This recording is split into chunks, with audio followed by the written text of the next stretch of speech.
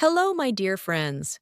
Today, I want to share my personal journey with you on the topic how to use social media to improve your English.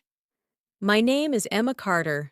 I'm 21 years old, and I live in Dallas, Texas, United States. I'm currently a college student, majoring in media and communications. Like many of you, I used to struggle with English. Yes, even here in the United States, where English is the native language. Let me explain. I come from a small neighborhood where most people speak Spanish at home. My parents are originally from Mexico, and while they understand English, our home language is always Spanish. So even though I lived in America all my life, I didn't speak fluent English until recently. And what made the biggest difference in my life? Believe it or not, social media. Yes, that thing most people waste time on, scrolling endlessly through videos and posts, became my biggest classroom, my daily teacher, and my confidence booster. So now I want to tell you how I used social media to improve my English in real life. No fancy apps, no expensive courses, just using what I already had. Let's begin. At the age of 17, I was really embarrassed to speak English in front of others. In school, I would avoid presentations. I would write beautiful essays, but I didn't want to read them aloud in front of my class. I feared people would laugh at my accent or think I sounded weird. I had this voice inside me saying, "What if I make a mistake? What if they don't understand me?" This fear started to isolate me. I had fewer friends.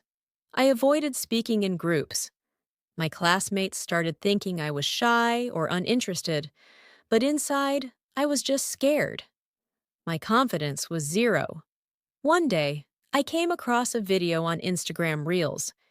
It was a short clip of a girl from Japan who spoke English fluently, even though it wasn't her native language.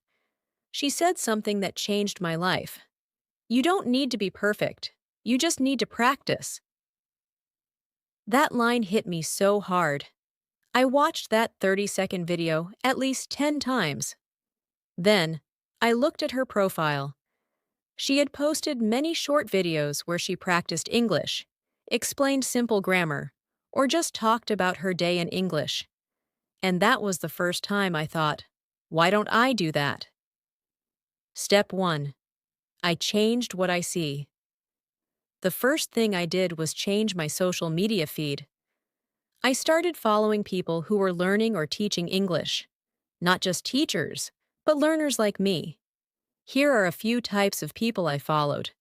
English learners from Asia, Africa, and Europe who shared their daily speaking practice.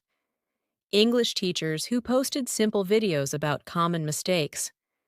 Pages that posted word of the day or phrases you can use every day. YouTubers who made funny videos with subtitles so I could laugh and learn at the same time. I also unfollowed or muted pages that distracted me. If something wasn't helping my English or my mood, I stopped seeing it. Result? Every time I opened Instagram or YouTube, I was seeing English content. I was learning without even realizing it. Step 2. I watched with subtitles. I used to hate watching videos in English without understanding. But then I discovered the magic of subtitled content. First, I started with short videos, Instagram Reels, and YouTube Shorts. Some of my favorite channels were at Learn with Lena, a girl from Turkey who teaches English expressions; at Daily English Talk, a man from India who does daily speaking practice; at The Fluent Chick, a fun American teacher who posts real-life dialogues. Watching their videos with English subtitles helped me connect the words to the sounds. I started to recognize phrases like, "Let's grab coffee." "What's up?" "I'm not sure." And I didn't just watch once, I watched and repeated. I would play a 10-second clip, pause, and try to say the same thing myself. Sometimes I looked crazy sitting in my room, repeating TikTok videos out loud, but I didn't care. My mirror became my audience. Step 3. I started posting, "Yes, I did it," the scariest part. At first, I created a private Instagram account with 0 followers. No friends, just me. I called it at Emma Talks English. Every day, I posted a short video, 30 to 60 seconds, of me speaking in English.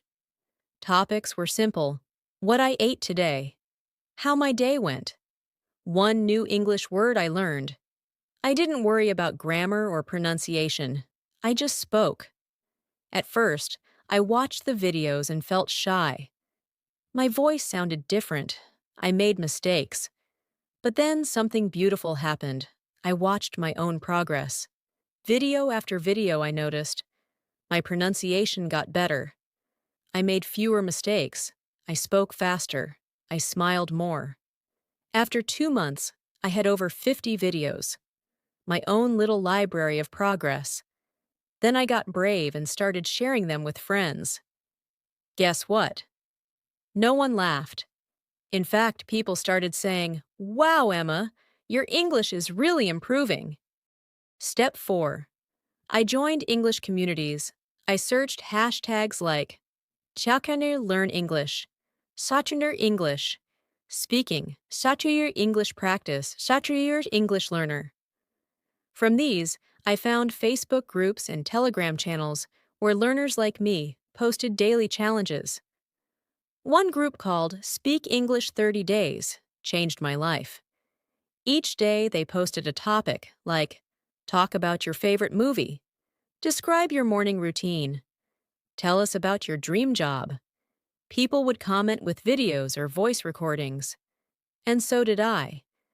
At first it felt awkward, but then I received encouraging comments from strangers all over the world: India, Brazil, Germany, Egypt. We were all learners. We were not judging. We were helping. That community gave me confidence and connection. I was no longer alone. Step 5. I used social media like a teacher. Instead of wasting time scrolling, I turned my favorite platforms into my digital English school. Here's how. On YouTube, I watched interviews, podcasts, and English vlogs. I even followed celebrities who speak clearly, like Emma Watson and Jennifer Lawrence. On Instagram, I saved useful phrases and watched them again later. On TikTok, I followed people who posted short grammar tips. On Twitter, I followed accounts that posted one useful English sentence a day. On Facebook, I joined global learner groups and practiced speaking. I made a rule. For every 30 minutes of fun scrolling, I had to watch at least one educational English video. I called it my English sandwich rule. Fun, learn, fun. This way, I trained my brain to enjoy English content just like I enjoyed memes or cat videos. Step 6. I spoke every day. No matter what, the most powerful tool social media gave me was consistency. I didn't skip a day. Even if it was just one 30-second voice note or one sentence I typed in a Facebook group, I used English every single day. Because social media is fast and available anywhere, I could practice on the bus, in bed, or even in the bathroom. That's what made the difference. Not a fancy classroom, not a textbook, but daily practice with real-life people through my phone. After I shared my videos publicly, something unexpected happened. A few people commented, saying things like, "Your accent is strange. Is that even correct English? LOL, what are you trying to say?" At first, those comments broke my heart. I cried one night. I even thought about deleting everything. But then I remembered the girl in the video who inspired me. She had said, "If they laugh at your English, it means your English is better than their second language, because they probably don't even have one." That hit deep. So I made a decision. I wouldn't let strangers' opinions silence my growth. Instead of running away, I used hate as fuel. I posted even more. Every time someone doubted me, I reminded myself, I'm learning, they're judging. Big difference. The tools that helped me. Most I want to be really practical here and share the exact tools I used. Because if you're reading this and you want to start, I want to save you time. 1. Instagram Saved feature. Whenever I saw a helpful post or video, I saved it into folders: vocabulary, grammar tips, pronunciation, motivation too.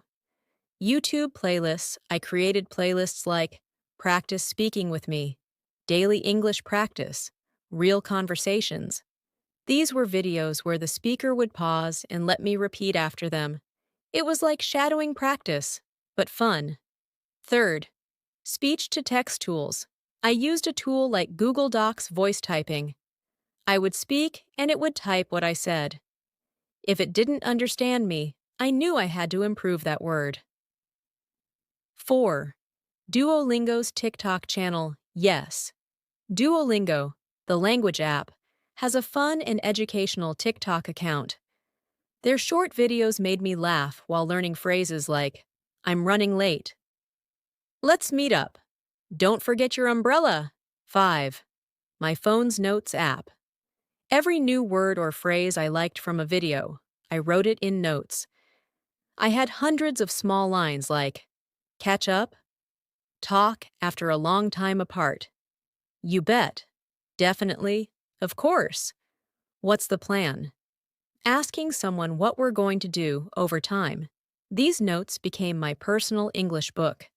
How social media made me emotionally stronger. What people often don't talk about is this: learning a language isn't just about words, it's about courage. Every time I recorded myself, every time I replied to a comment in English, every time I joined a live conversation, I was fighting my own fear. I began to see social media as a mirror, not just to improve my English, but to build my confidence too. There was one moment I'll never forget. I joined a YouTube live chat hosted by a British teacher. He asked, "Where are you watching from, and what do you love about English?" I wrote, "Hi, I'm Emma from Texas. I love how English connects me with people from around the world." And he read it out loud. Emma from Texas. That's beautiful. Yes, English connects us all. My heart nearly exploded with joy. That tiny moment made me feel seen, heard, and valued. That's the power of social media when used for learning. Helping others. The final stage of growth. After a year of practicing, I started getting DMS from people saying, "How did you improve your English? Can you give me tips? Your videos are so motivating." At first I thought, why are they asking me? I'm not a teacher. But then I realized I didn't need a certificate to inspire people. I just needed to share what worked for me. So I began creating short tutorials in my own style. Nothing too technical, just fun, simple advice like 3 phrases to sound more natural in English. Don't say very good. Try these instead. Words I learned from movies this week. Soon, my followers grew. People messaged me things like, I used your phrase today in a meeting. I showed your video to my daughter. She wants to learn now. Emma, you're my English sister. Those messages were like hugs from my soul. From learner to leader, today I'm still learning. Trust me. But now I feel like I'm walking with others, not behind them. And here's the most beautiful part. Through social media, I've made real friends from all over the world. Let me tell you about a few. Yuki from Japan. We do weekly voice calls on WhatsApp to practice. Layla from Morocco. She sends me audio messages describing her day. Mateo from Argentina.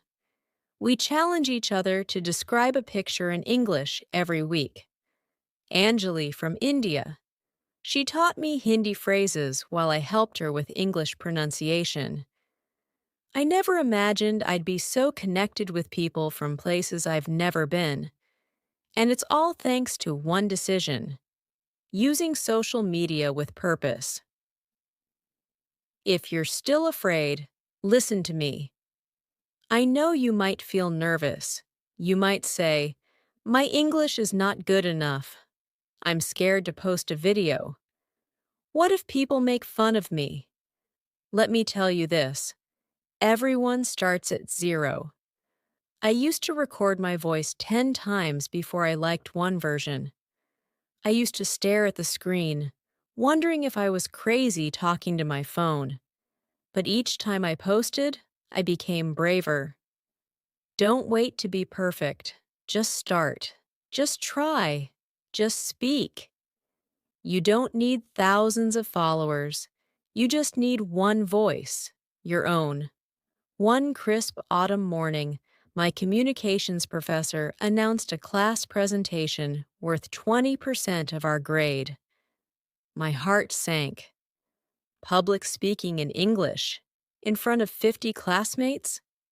Just thinking about it made my palms sweat. That afternoon, I sat at my desk scrolling through my saved vocabulary folder on Instagram. I realized social media had taught me more than phrases. It had given me structure. So I decided to treat this presentation like another social media challenge. First, I chose my topic: the impact of social media on youth culture. I already had hours of content saved from various creators. I watched their explanations, noted their transitions, firstly, on the other hand, to conclude, and practiced delivering those transitions out loud while looking in the mirror. Next, I recorded myself on my phone presenting the slides I'd made in PowerPoint. Slide by slide, I spoke into my camera. Good morning, everyone. My name is Emma Carter, and today I will discuss how social media shapes youth culture, including identity, communication, and creativity. At first, I stumbled over youth culture, pronouncing it youth culture. But after replaying the clip and comparing it to pronunciation videos I'd saved, I forced myself to say it correctly 10 times in a row. Then I moved on. After 3 days of this practice, mirroring real-time comments and retakes, I felt ready. On presentation day, I stepped to the front of the room. My knees were shaking, but I remembered what I'd learned from social media. If you make a mistake, keep going. The audience wants you to succeed. I clicked my first slide. I spoke clearly. I gestured naturally, just like the instructors I'd watched. When I finished, the room was silent for a moment before erupting into applause. My professor smiled and said, "Emma, that was one of the best presentations I've heard this semester." I nearly floated back to my seat. Social media had prepared me for this real-life moment. A few weeks later, I found myself preparing for something even more daunting: a summer internship interview at a local digital marketing agency. The position required strong English communication skills, both written and spoken. I knew if I wanted this role, I couldn't rely on social media practice alone. I had to refine everything. To prepare, I did the following: mock interviews on LinkedIn Live. I followed marketing professionals who hosted weekly Q&A sessions on LinkedIn Live. After each session, I recorded my responses to common questions. Tell me about yourself. Why do you want this internship? And compared them to the host's phrasing and pacing. Email drafting with Grammarly tutorials. I watched short tutorials by Grammarly on their Twitter account about email etiquette. I drafted my cover letter and internship follow-up emails, applying their tips on tone, professional but friendly, and structure, opening, body, closing. Networking via Instagram, DMI, reached out to a former intern I'd seen on Instagram and asked for advice. She replied with voice notes, which I replayed to fine-tune my own speaking style. Her insider tips felt like a cheat sheet for success. On the day of the interview, I walked into the agency's sleek office, heart pounding but confidence high. I greeted the interviewer with a smile and said, "Good morning, I'm Emma Carter. Thank you for inviting me to discuss the digital marketing internship." Throughout the conversation, I referenced projects I'd seen on the company's Instagram page, demonstrating my familiarity with their brand voice. When asked about a weakness, I admitted, "I sometimes hesitate when speaking under pressure, but I've been practicing daily video posts to build that confidence." The interviewer nodded and replied, "That's impressive self-awareness, and I love that you used social media as a learning tool." By the end of the interview, I sensed I'd connected. 3 days later, I received the offer, my first professional role using the very skills I'd honed online. As the internship progressed, I took every meeting, Slack message, and brainstorming session as an opportunity to practice. I watched my colleagues' presentation styles on the company's YouTube channel, noted their email signatures on LinkedIn, and emulated their professional tone. But beyond the resume builder, social media continued to shape my emotional growth. When I felt imposter syndrome creeping in, like I didn't truly belong, I scrolled through my old Instagram drafts. I watched my very first shaky videos and compared them to where I stood now. Seeing my own evolution gave me an unshakable reminder: progress is real, measurable, and worth celebrating. Now, over 2 years since I first started this journey, I still post regularly under at Emma Talks English, not because I need to prove anything, but because I love sharing what I learn. My feed is a tapestry of vocabulary reels, pronunciation demos, and behind-the-scenes glimpses of my life in Dallas. I've spoken at local community centers, helped other students form English practice groups on TikTok, and even co-hosted a live workshop with an ESL teacher from Canada. Each event reminds me that social media isn't just a tool, it's a community, a classroom, and a caring network. And yet, the story didn't end there. Every new milestone simply opened the door to another challenge and another chance to grow. When my internship wrapped up, I faced a crossroads: return to familiar routines, or leap into something entirely new. I chose the latter. Inspired by the connections I'd forged online, I decided to launch a weekly English webinar, completely free, hosted live on Instagram. My goal was simple: give others the same spark I'd felt when that first Reels video ignited my confidence. Preparation for each webinar became my new ritual. Every Monday morning, I'd scan my saved motivation folder for a quote or story to kick things off, review trending English learning hashtags, #SpeakUpSunday, #FluentFriday, to catch hot topics, draft a loose outline in my Notes app, making sure to include interactive elements, a live pronunciation drill, a mini grammar quiz, and a Q&A shout-out where I'd read learners' messages. That first webinar was nerve-wracking. I sat in my bedroom turned studio, my phone propped on a stack of textbooks, and watched as 5 viewers joined live. My heart pounded, but I took a deep breath and remembered everything social media had taught me. Breathe, smile, speak. Within minutes, those 5 viewers became 10, then 20. Comments popped in. Emma, your pace is perfect. Please say entrepreneur again. Thanks for the helpful tip on phrasal verbs.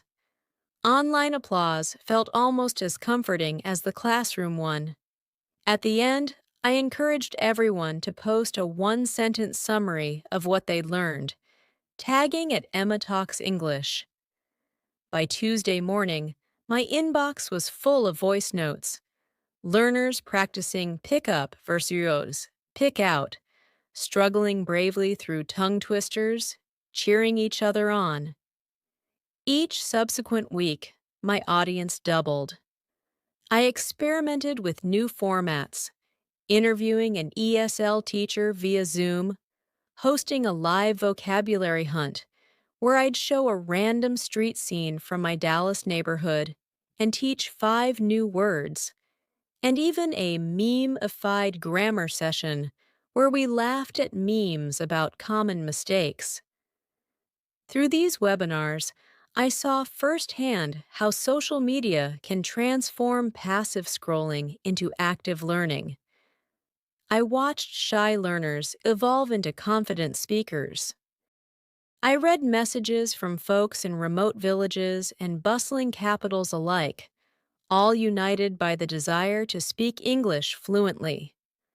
Months later, I received an unexpected invitation. The media department at my university wanted to feature me on their official YouTube channel, asking how a student-run social media project was helping global learners. My pulse raced. I was about to tell my story to hundreds, maybe thousands, of viewers, but I had learned never to let fear silence me. On the day of the recording, I arrived early in the studio, fiddling with my notes. I reminded myself, this was just another live session, just another opportunity to share. When the red light blinked on, I introduced myself warmly. Hello, I'm Emma Carter, and today I'm excited to talk about how turning your phone into a classroom can change your life. I spoke candidly about the habit loops I'd created, the communities I'd joined, and the small rituals, like saving a single new phrase every day, that had compounded into real progress. By the time the host wrapped up, I felt a calm joy wash over me. I wasn't just the girl who overcame her fear. I was now the guide for others on that same path. After the episode aired, my follower count surged, and not because of vanity metrics, but because people saw genuine transformation. Learners reached out, sharing their own before and after stories. An engineer in Brazil who now led meetings in English, a teacher in Vietnam who incorporated my webinars into her curriculum, a retiree in Canada who practiced with me from her living room. I began to reflect on how far I'd come, from a shy student muting my accent behind closed doors, to a community builder inspiring others worldwide. Social media had been my stepping stone, but it was my commitment to consistency and willingness to embrace imperfection that propelled me forward.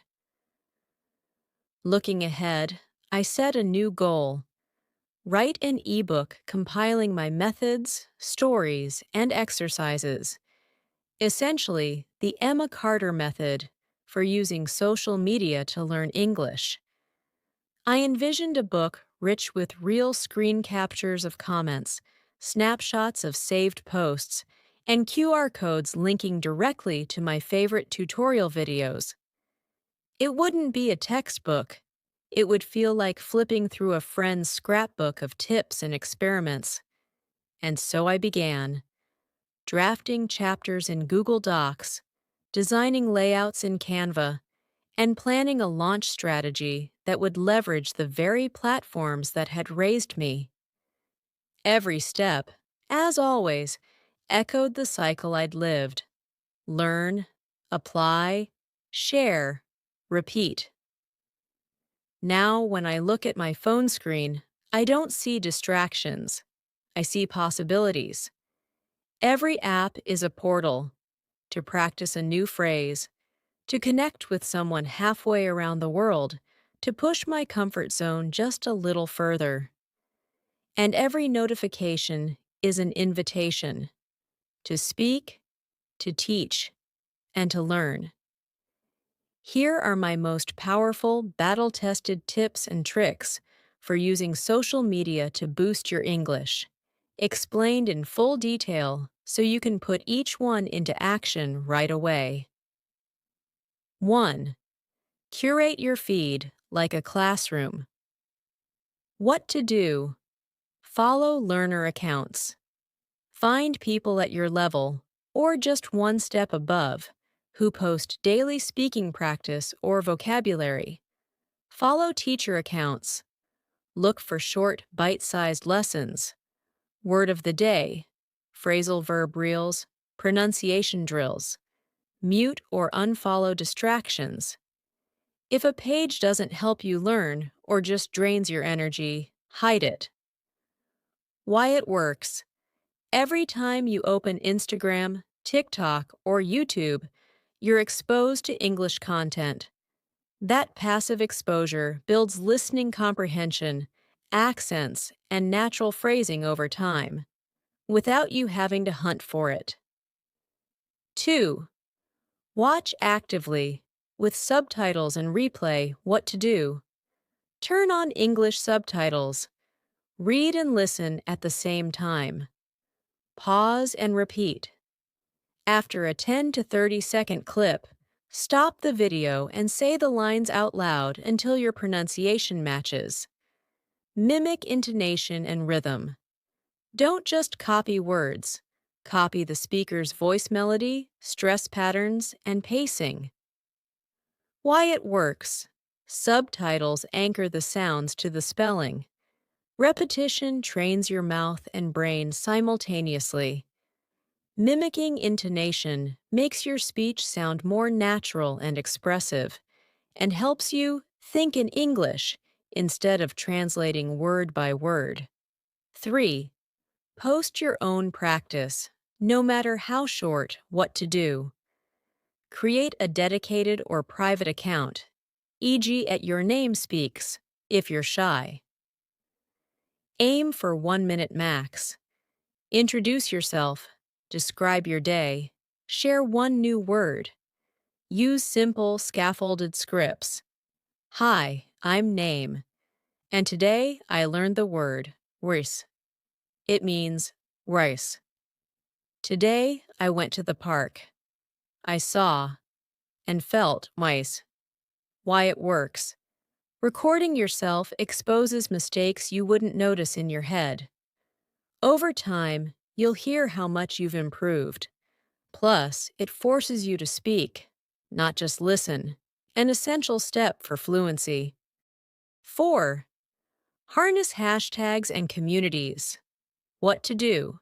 Search and follow tags like Year Speak English, where Learn English Daily, Mail ESL Community. Join Facebook or Telegram groups that post daily speaking challenges. Participate in thread practices. Reply to a pinned post with a voice note or short video. Why it works. Hashtags aggregate thousands of learners and teachers in one feed. When you post under these tags, you get feedback and encouragement. Community accountability keeps you consistent. 5. Use, save, and collections religiously. What to do? Whenever you see a useful tip, new vocabulary, an idiom, a pronunciation hack, hit the save button. Organize saved posts into themed folders: vocabulary, grammar, pronunciation, motivation. Review your collections weekly. Turn saved tips into flashcards or a quiz for yourself. Why it works. Saves prevent overwhelm. Instead of letting good content vanish into the algorithm, you build your own personalized study library.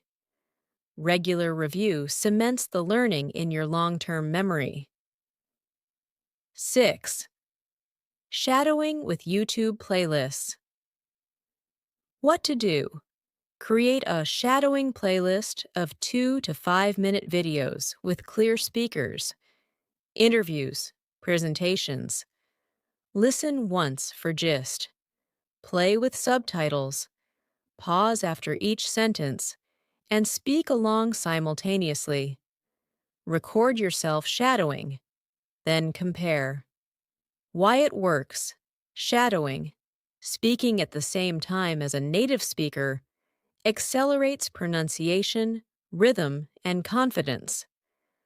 By layering listening, speaking, and self-evaluation, you reinforce all 4 language skills.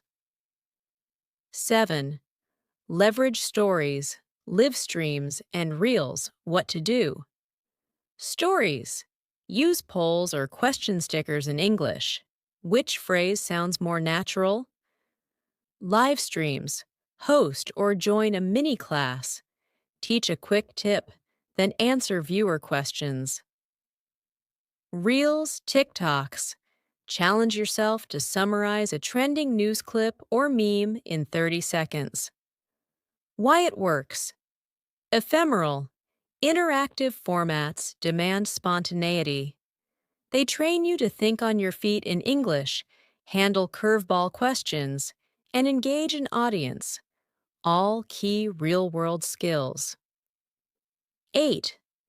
Turn comments and DMs into speaking labs. What to do. Invite followers to send voice messages practicing a phrase or telling a short story. Respond to comments in video or voice format rather than text. Create a weekly reply with your voice post. Describe your weekend plans in 1 sentence. Why it works. One-to-one exchanges in voice format replicate real conversations. You get practice with intonation and listening, plus the emotional reward of connecting with another human. 9. Track your progress with simple analytics. What to do. Note your average video length and number of takes when recording.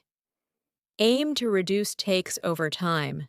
Keep a spreadsheet or notes list of new words, expressions used correctly in your posts. Review your post insights. Which topics get more engagement? Which pronunciation drills resonate most? Why it works. Quantifying small wins, fewer takes, longer clips, higher engagement, keeps you motivated. You see concrete evidence of improvement instead of relying on vague feelings. 10. Embrace mistakes and feedback. What to do.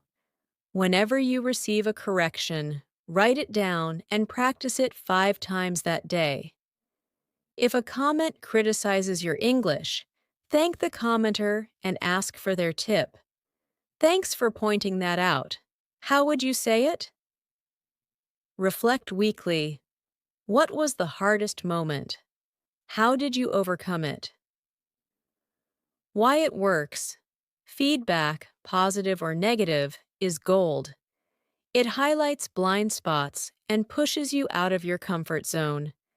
Treat every correction as a personalized lesson, putting it all together. Your weekly English routine day.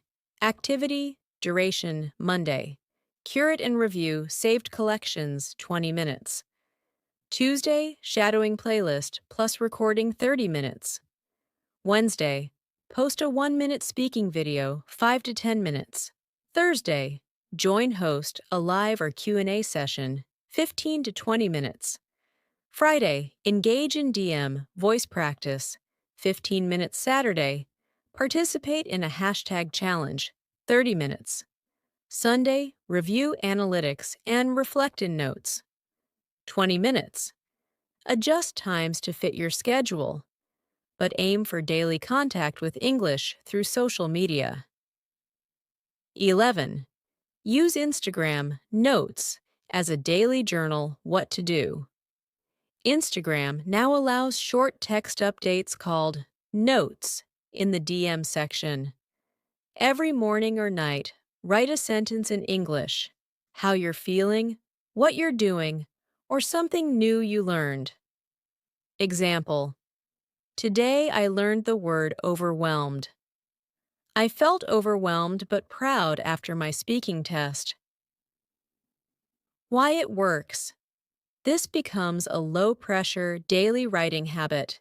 It's visible to your close friends, so you might even get corrections or encouragement. It trains you to express thoughts in English consistently and helps reinforce vocabulary and sentence structure. 12. Turn TikTok trends into language practice what to do. Identify a popular trend, like a day in my life, what's in my bag, or 3 facts about me. Create your version, but speak in English. You don't need to go viral. Even 5 views equals 5 chances to improve. Example, ideas. What I eat in a day, English edition.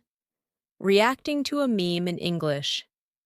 5 things you didn't know about me, in English. Why it works. Trends provide structure. You don't have to come up with new ideas every time. You just need to follow the format in your own English-speaking way. It's fun, modern, and builds consistency without boredom. 13. Practice listening with podcasts on YouTube, plus auto captions what to do. Search for native English-speaking podcasts on YouTube, e.g., The Diary of a CEO, English with Lucy Emma, saying use auto captions plus playback speed features. Start at 0.75x speed. Read along with the captions. Pause to repeat new phrases. Why it works. YouTube combines visuals, audio, and text, making it easier to absorb real-life conversations. Slower playback plus subtitles equals ideal for learners. 14.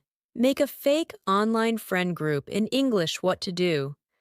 Create a small private group chat on WhatsApp, Telegram, or Facebook Messenger with 3 to 5 learners like you. Set group rules. English only, 1 topic per day, e.g., food, travel, fears, dreams. 1 correction equals 1 encouragement, why it works. It mimics real conversation with real people. It helps you stop studying English and start living in English. Peer correction also improves awareness of grammar and tone. Record a weekly reflection video, what to do. Once a week, record yourself answering these 3 questions in English. What did I learn this week? What mistake did I make? And what's the correction? What will I focus on next week? Example, Emma style. Hi, this week I learned the difference between fun and funny. I used to say my day was very funny, but now I know it should be my day was very fun. I'll practice more with emotions next week. Why it works. This trains your brain to reflect, self-assess, and grow. Over months, you'll have a visual diary of your improvement. 16. Comment in English, even if the post isn't English. What to do? Go to posts in any language, but leave your comments in English. Example, on a cooking video. This looks delicious. I want to try it this weekend. On a motivational quote. This reminds me to stay focused on my goals. Why it works. You get practical writing practice in a real-world environment. And sometimes, people will reply to your comment in English too, starting a mini conversation. 17. Join Speak English Instagram live rooms or Clubhouse sessions. What to do. Search on Instagram or Clubhouse for rooms like Speak English Practice Room, Talk in English with Me, Free ESL Speaking Room. When you join, don't be afraid. Start with listening. Then introduce yourself. Hi, I'm Name. I'm from City, and I'm learning English to improve my confidence. Share short answers. What's your favorite movie? I like The Pursuit of Happiness. It's emotional and inspiring. Why it works. Speaking in a group builds your courage. Live speaking is messy and real. Exactly what you need to train fluency and quick thinking. 18. Make before and after. Progress reels. What to do. Record yourself reading the same script or story every month. Save the videos. After 3 to 6 months, create a side-by-side video. How my English sounded in January versus May. Why it works. It proves your progress. You'll hear the improvements in pronunciation, grammar, and rhythm, and it motivates others too. 19. Gamify your learning with social challenges. What to do. Start or join 30-day speaking challenges or vocabulary bingo on Facebook, Telegram, or Instagram. Examples. Speak about one topic every day for 30 days, e.g., Day 1, my family, Day 2, my room, Day 3, my hobby. Vocabulary bingo. Learn and use 9 new words in 7 days. Why it works. Gamification makes learning fun. It adds deadlines, variety, and friendly competition, all things your brain loves. 20. Create a story. Highlight called My English Journey. What to do. Post mini updates in your stories as you practice English. Save them in a highlight on your profile. My English Journey post ideas. Word of the day, resilient. It means strong during difficulty. Speaking practice. Talking about my goals for 2025. Mistake I made. I said, I am boring, but I meant, I am bored. Why it works. It documents your growth and reminds you that every small effort matters. When you feel stuck, rewatch the highlight and feel proud of how far you've come. Summary. Social media is your modern-day classroom. Follow the right creators. Speak, record, and reflect regularly. Join conversations and communities. Don't just scroll. Practice. Track your wins, embrace your mistakes, and stay consistent. Final words from Emma Carter, Inner Style. I never imagined social media could help me grow this much. It used to be my distraction, but now it's part of my daily learning.